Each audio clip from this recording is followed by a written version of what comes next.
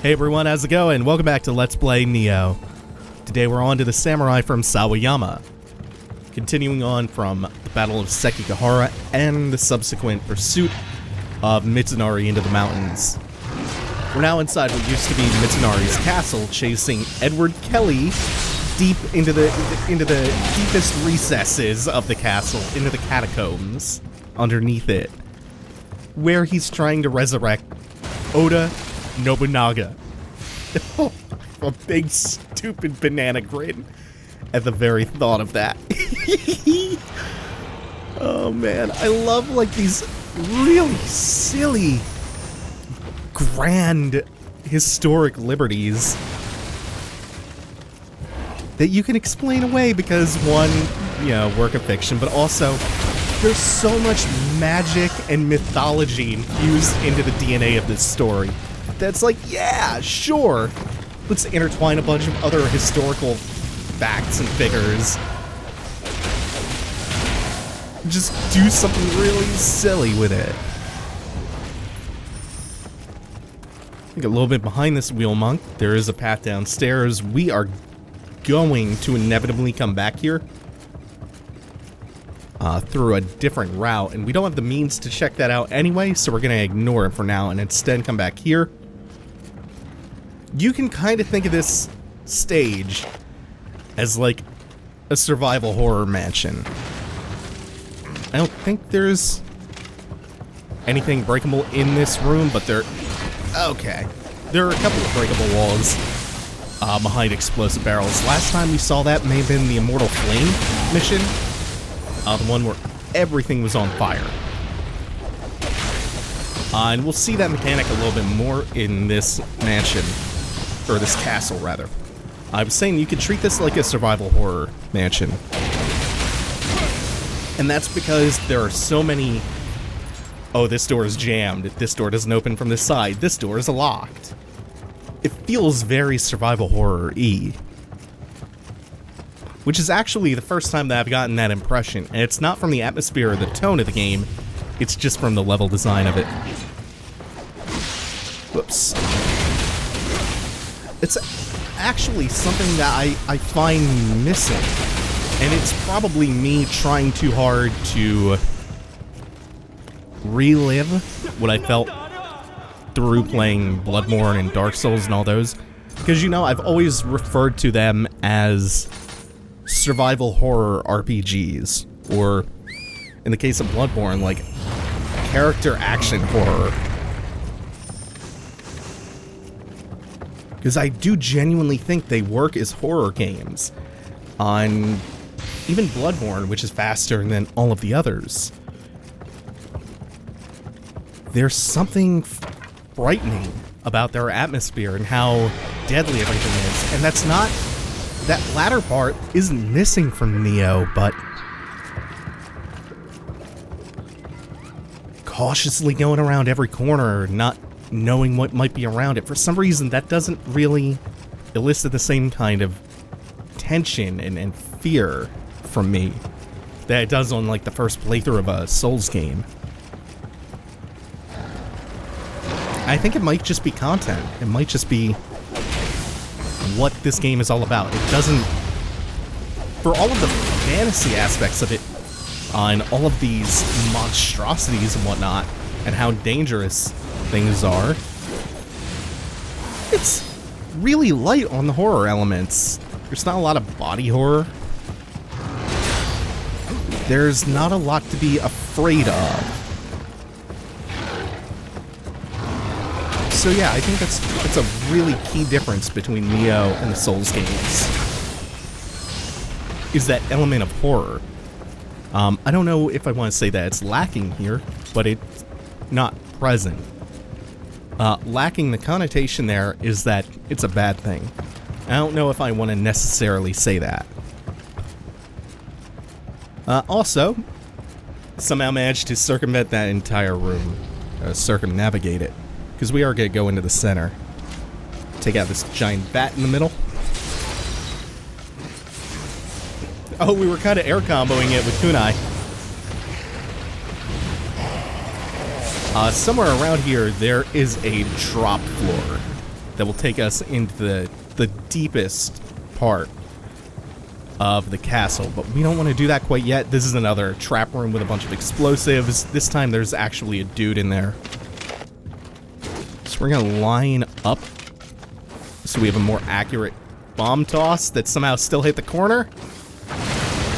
Let's deal with some of the traps. Again, I don't think there's a breakable part of the wall here, but this is better than rushing in and let this guy throw firebombs down on us and explode the whole room. Can proactively clear that one out. So now we're pretty good to head down. There is going to be another opportunity to come down here later, but there's also a Kodama back here, and we can get the important shit, namely that one Kodama, while we're through on this pass,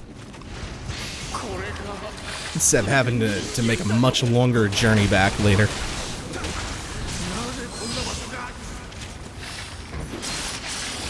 So this stage, it's really hard to keep everything straight here.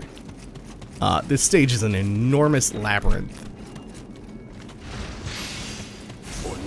You can try to divide it up into a few discrete parts. The part that we just came from, this subterranean bit down here, and then there's a prison section. And then there's one more kind of spoken wheel setup of rooms, really deep in, that's not too hard to navigate.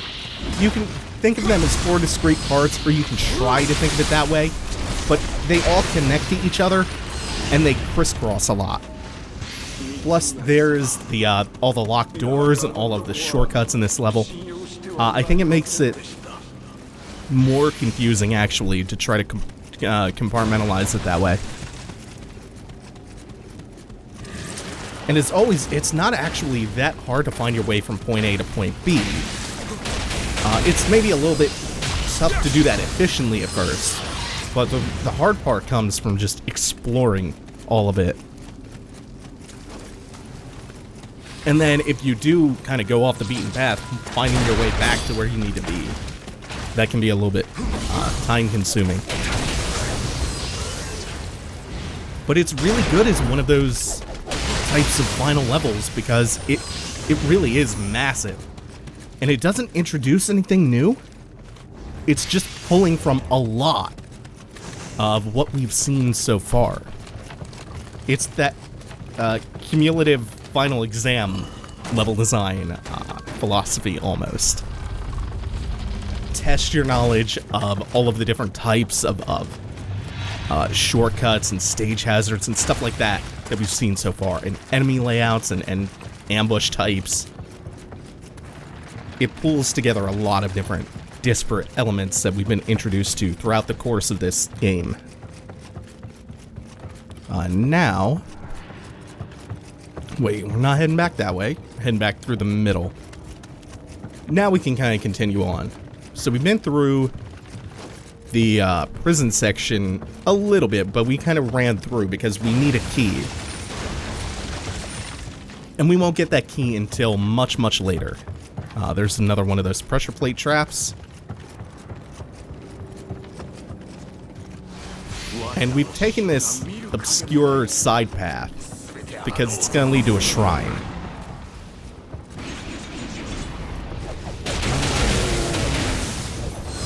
First, we have to deal with good buddy, one of the more annoying yōkai types. Oh shit. Camera's not doing me any favors either. Ooh. Hate fighting these things in hallways. I'm gonna get bombed. It's okay, we'll put the fire out. I think we've seen this guy before. I think we saw him in the last mission, right? Not that he's anything unique or anything, but he's just a very large version of the Dweller. And the only thing, aside from a bigger health pool, that his size imparts is that he's not easy to hit stun. And I do believe that he's treated as unique. I might be... Nope, nope, nope, no, he's not. I'm wrong. I'm immediately wrong about that. There's a shrine back here that I was right about. Also a shortcut back for when we are ready to move on. We're just going to hit up that room upstairs real quick, and then we'll be back on the main path. Oh, you know what? I have another correction. On what the Guardian Spirit, Karajishi, which we're still rocking, what that does. I misinterpreted one of his special effects as buffing the scaling that you get from the skill stat. What it actually does? Yeah, I knew it. What it actually does is activate Wi-Fi network connection. Okay. Cool. Wonder if that means Comcast just shat out on me. What the fuck? That seemed really off. I got a really nasty lag spike. Like, a frame rate dip, rather. And it's happening... Is this because the PS4 is trying to reconnect to the Wi-Fi? And that's eating up all these resources? What the fuck? It's weird. Again? Oh, no. If that happens again... Oh, hey, a Kappa. If that happens again, there might be a little cut in the footage. So I can go and stop the PS4 from trying to regain a Wi-Fi signal. That's no bueno. What is bueno? Let's find another Kodama back here, along with the Kappa. So what was I... Oh, no, no, no. That's not good. What I was saying, I'll at least finish this still on the Karajishi. Instead of buffing the scaling you get from skill, whenever you use a skill, like the Serpent Strike, the 1-2 follow-up for the medium and low stance combos, stuff like that, Kusarigama Shoryuken thing. When you use a skill, it activates a very large damage buff that lasts for a while. It's temporary, but fairly long-lasting. And it refreshes whenever you use another skill. Now we're back on the main path. And there's another floor of this. This is the same layout as before, but with different enemies roaming about. One of the really nice things about that buff, though, from Karajishi is that it stacks with other types and damage buffs. And I'm not sure if it stacks additively or multiplicatively. But either way, it does stack, and it is really potent.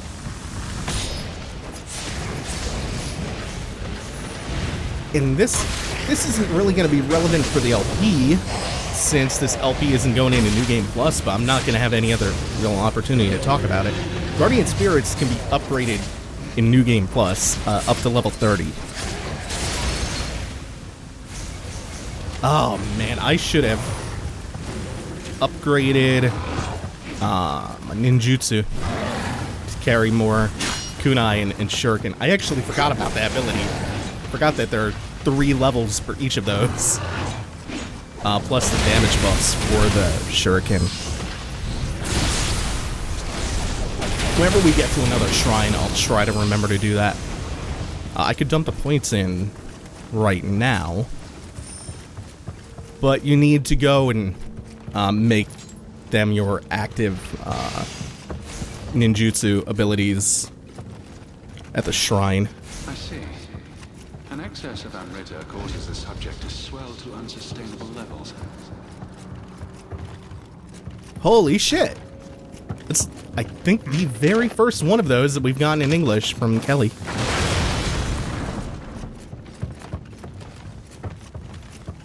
So that bombed out wall leads to a shortcut back here, which isn't too useful, but if you get lost, the more shortcuts the better. Which just means if you get lost in the wrong spot, there's less skulking around and difficult navigation that you have to do. Like you see right there, because I pulled myself in with the Serpent Strike. The buff activated. That's the one in the top left, the one that's not draining as quickly. The other buff that just ran out is the damage buff from doing a perfectly timed key pulse, which we've had for most of the game now. Okay, that's going to be a shortcut later. We have to watch some of these cells. This is pretty much part 2 of the prison. I think there might be one door that's locked with a key that we're going to be getting pretty soon now. We're actually getting close to that finally.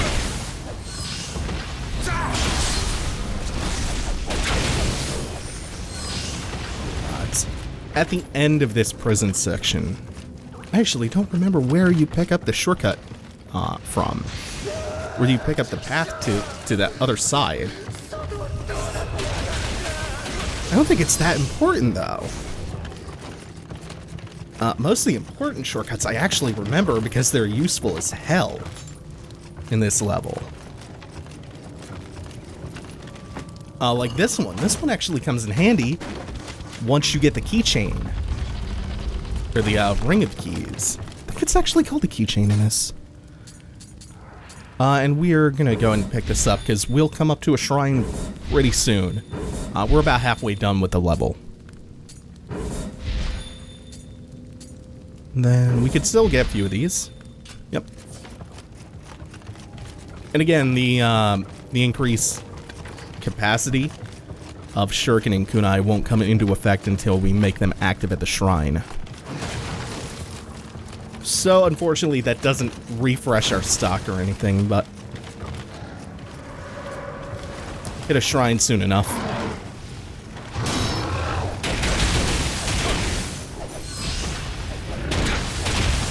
Oh, whoops. Oh, well, at least... Oh, no. There we go. To do a little bit of crowd control. Oh, just with a magic pixel he survived. I would like to... Oh, no. I would like to not use a bomb just to finish off that little magic pixel, but... Shockwave. Yeah, I had to block that. Unless I wanted to dodge upstairs and away from him. A shockwave has quite a few active frames, so it's hard to dodge through that as well. You can get behind him if you see him telegraphing it early enough. Wait. I think yeah, there was a Kodama back here. I almost ignored it thinking that I couldn't slip back there. Now we've come back out and connected to the subterranean area from before, where we fought a couple of spiders. Oh, hey, Wheel Monk. Dope. We're gonna ignore him for a hot second, just so we can come back here to the hot spring. There are like 4 or 5 different forks in this path, most of which are irrelevant. This one just has a hot spring. One of them is a drop down onto that platform.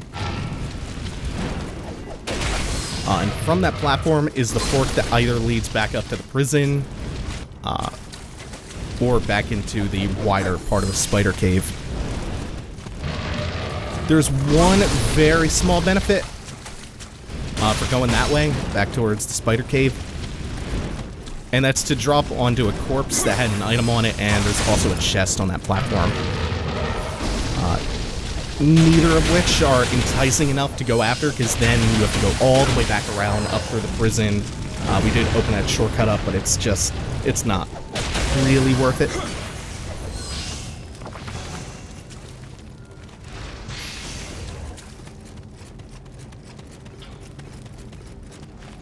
Nope, almost ignored you. He probably would have popped up out of the cell and ambushed me. And that would be another pressure plate. I think that's going to be the first door we unlock. That might be.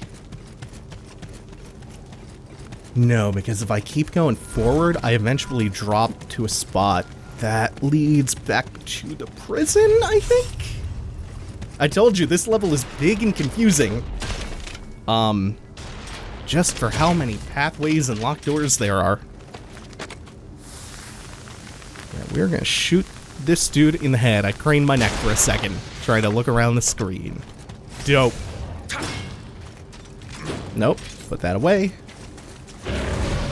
All we have in this room is one of those big stupid ogres. The Cyclops that are not really a problem to deal with.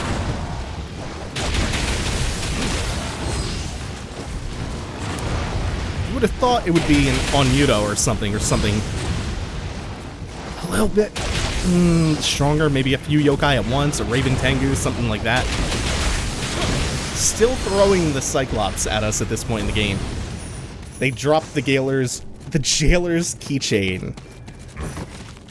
Oh man, they used the good old-fashioned spelling, the GAOL, the Hypogean jailer's keychain.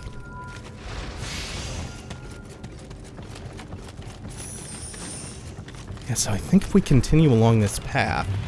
Oh, this is a fucked up room. There is a body. How do I want to do this? I've drawn at least one of them away,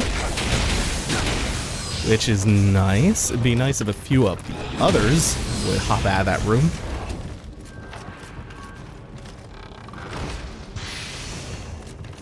I'll probably just run in and make a mad dash for it.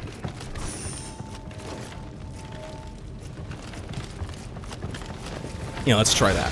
Because I don't think... Holy heck! I was gonna say, I don't think any of them are gonna bother bombing me. Turned out all those explosives are not a problem. They're actually there just to help you out. You're gonna keep following me. Yep. Yeah, so if I wanted to say throw a few Kyakunamas in, that would have been an option to clear them out. Probably would have been a smarter option than just going for the suicide run.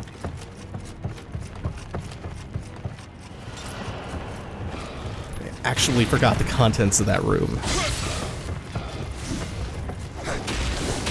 So I'm just gonna... Nope, not even gonna have to do it that way. After he fell over, I decided to just dash past him and trigger the boulder trap. The really nasty boulder trap. This narrow, snaky stairway. Speaking of snakes, snake mouth. This is also really, really hard to find. Just pull in the wall. Hidden behind a few piles of broken wood. It's also really essential if you're trying to clear this level out. We could have gone through the door, and that would have kept us on the critical path through the level, but going this way, we got the Kodama, and we got another shortcut.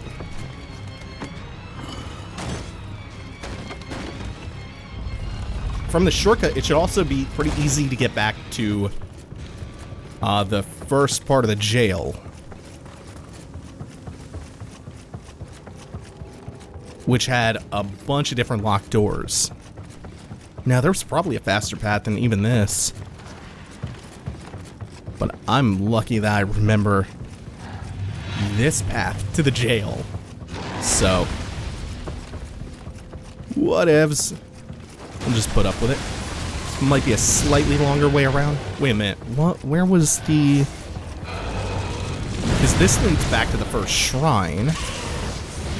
Was the path downstairs, the front path downstairs, after the Wheel Monk? Yeah, I think it was. Oh, whoops. Yeah, there was probably a shortcut path we could have taken to expedite this, but... It's tricky enough to keep this straight. Without second-guessing my own navigation. That's leading me where I want to go anyway. Come on, come on. Oh, you're gonna do it again. You're just a little dummy, Wheel Monk. You're not too smart. Oh.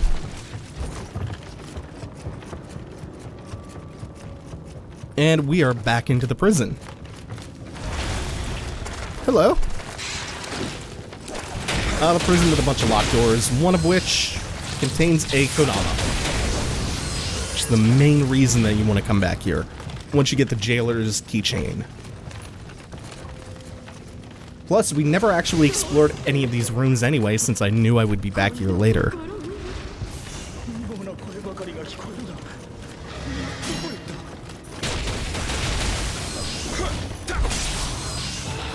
Oh, there we go.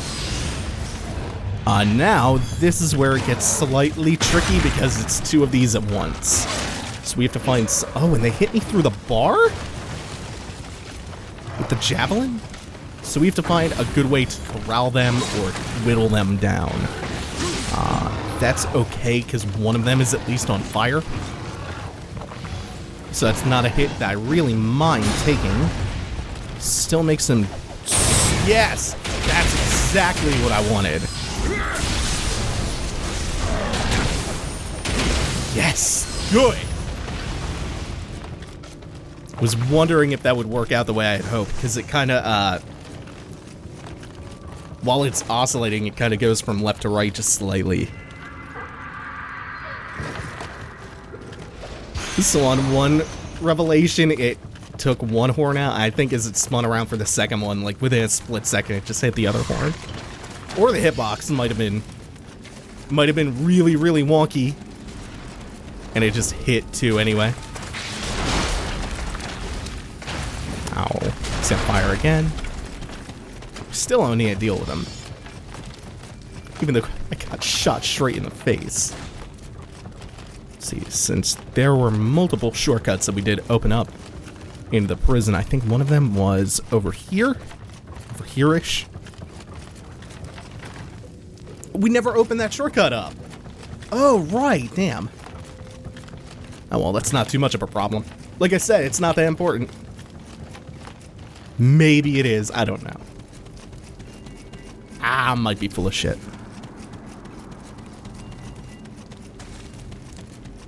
Either way, we've about made it back to where we were. Can now open this up. Ooh, a noble dung ball. I think they might be worth 2 or 3 to the guy back in Edo Castle who wanted to collect a bunch of dung balls. Eventually, yeah, I guess I'll put that in the intermission as well, the next intermission I do. I'll go back to Edo Castle and give the rest of the dung balls to that guy. He wanted, I believe, 30 in total. And we gave him, what, between 5 and 8 in that mission? Wasn't keeping track. I think I gave him 5 at once and then maybe 3 later on when we caught him in the basement. We are finally on to what you could call the last 4th of the level. This is the really, really easy part to navigate. It's a bunch of rooms that kind of blossom out from one central room. It's a very, it's what did I call it before? A wheel and spoke design down here. And all of these rooms on the outside are spokes, and then there's one on the inside with a stairway that leads down to the boss.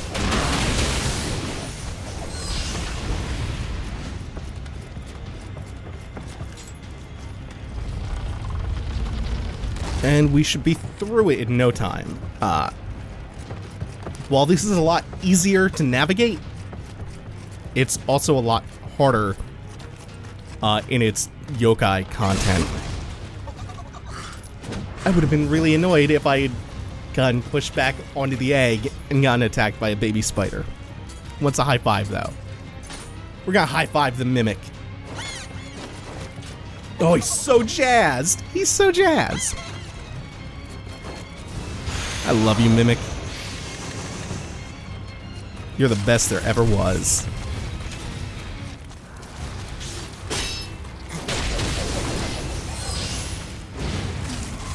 I really hate this repetitive tension music. It's terrible. And for the first time in a while, we have one of the giant spiders. Abba is always hitting it in the back, smacking it in the butt with the weight of his Kisarigama. Immediately drains the stamina, and that's pretty easy to take down from there.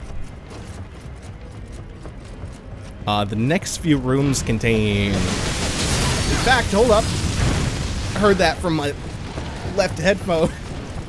The next few rooms contain stuff like Wheel Monk and Amrita Fiend combos, which is never fun, especially in tight-ass hallways.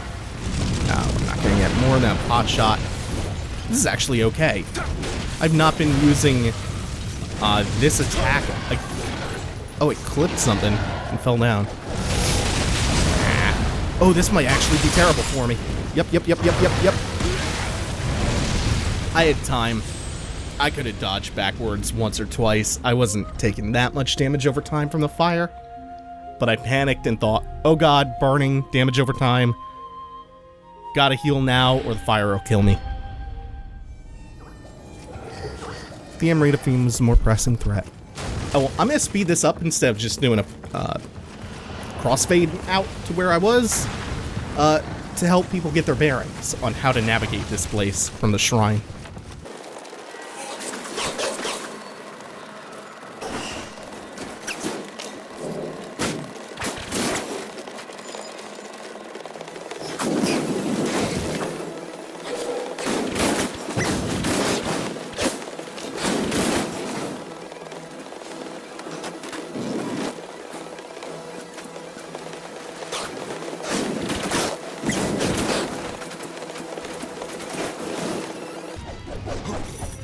More or less back to where we were. We still have that problematic Wheel Monk to deal with, though.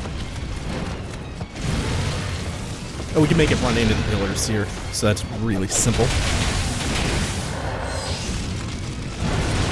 Fortunately, we can't take advantage of the fact that it ran out of stamina too well, but we did get a little stray hit with the kunai to knock him down.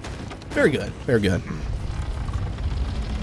From the green dot on the radar, we know that that room that we just opened up the door to is the central room, and it has, or no, it's like one off from the central room, but it has a shrine in it, more importantly. It connects to the room that we're trying to get to. Actually, there are a couple of different ways into that room with a shrine. But we're just trying to go around the outside and clear as much as possible. So, aside from that bit with the Amrita Fiend and the Wheel Monk combo, there are two pretty dangerous rooms. Even if you don't count this yōkai. I think I find these guys harder to deal with, just because I have a more one-dimensional approach to fighting this kind of yōkai.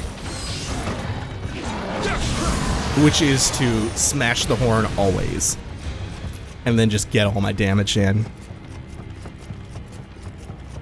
So this is the stairway. Down the stairs is the boss. We haven't gotten to the shrine yet, is the problem. We can do that right now, though. Yeah, I think my approach to them is too one-dimensional.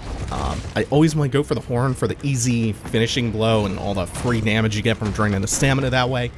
But I think if I just rolled through their attacks more often and just was content to hit them a couple of times from behind and repeat, instead of always going for the horn is tough to hit on those guys because of the way they lean. We'll probably have a little bit more success.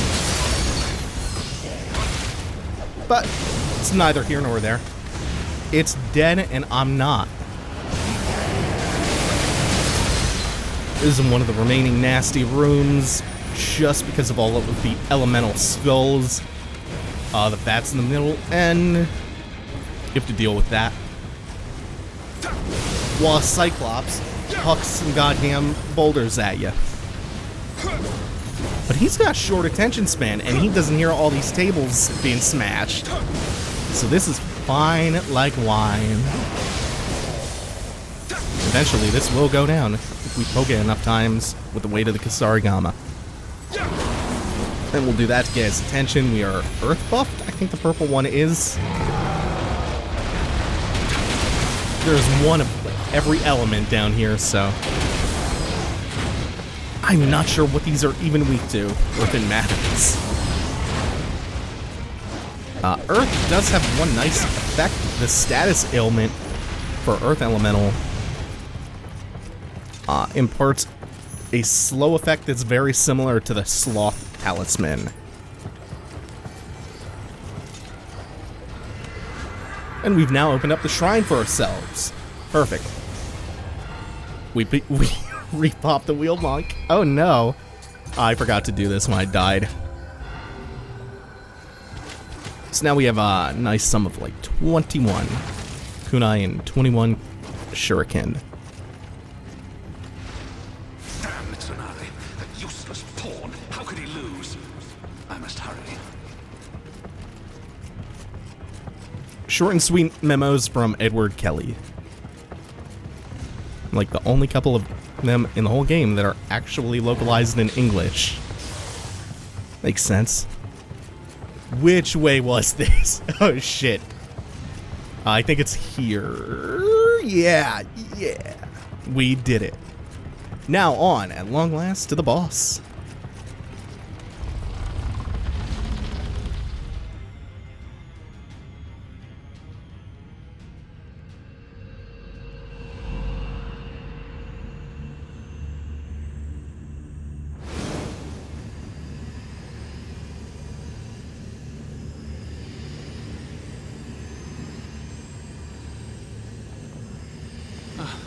You again.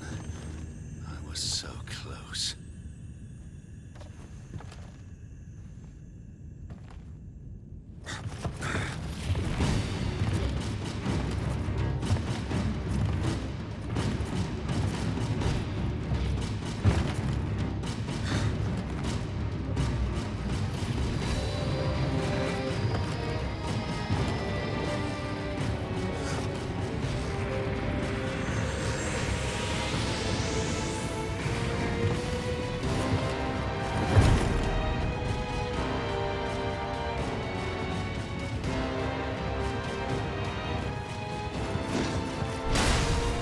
The Obsidian Samurai.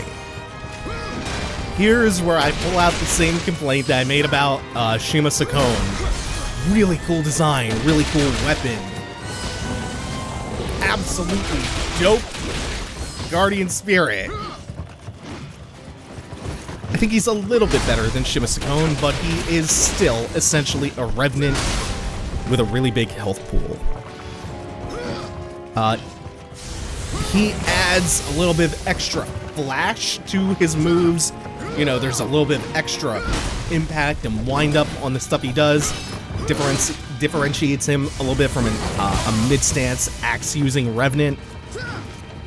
But that's still basically the same moveset. He's got that big lightning drop with his dope bear Guardian Spirit. That's fine. It's like how Sakone had the one-hit kill living weapon dive bomb attack.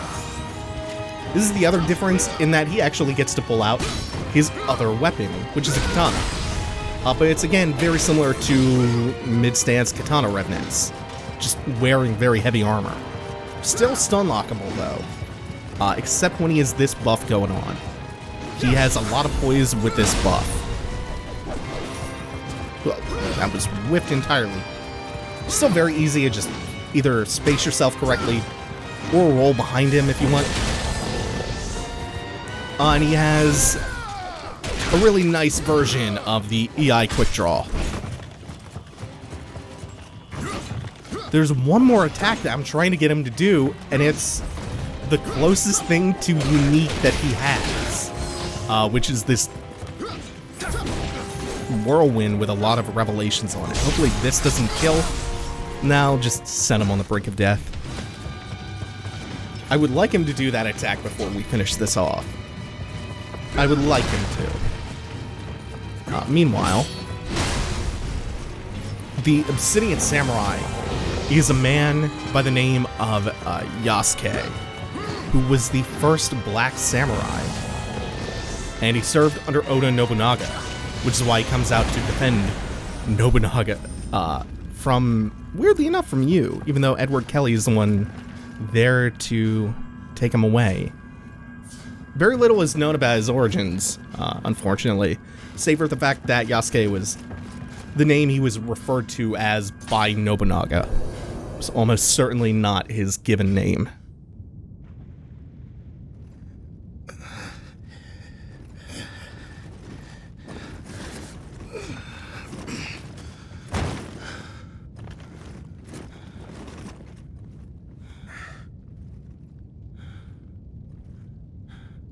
I dreamt of becoming a samurai so that I could fight for Lord Nobunaga. Who do you fight for? That spirit? I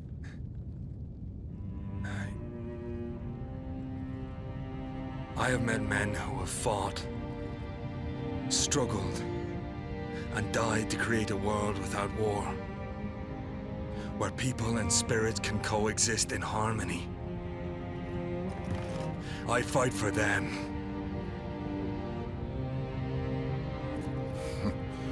Lord Nobunaga told me that he would make me a true samurai someday. But he died before it could happen. It seems you have achieved it on your own.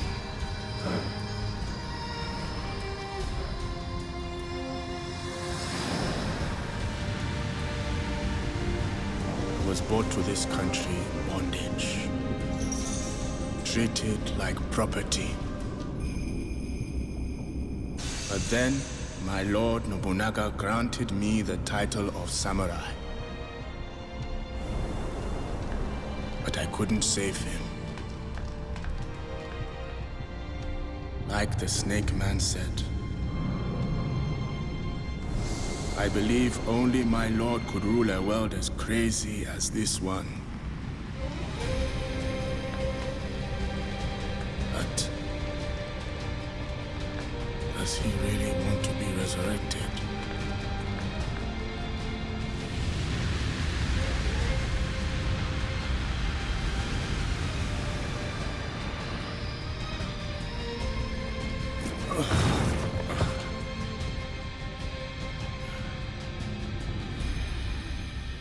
He was an exceptional man. None can know his true feelings.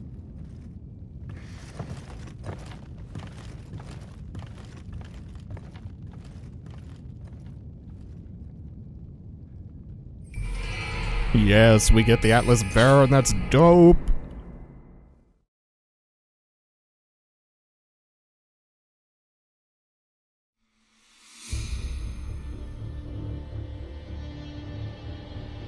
Okay, so we've got one more main mission left in Omi, and that is the Demon King revealed. We will get to that next time. Thanks for watching, everyone. Take it easy. Have a good one.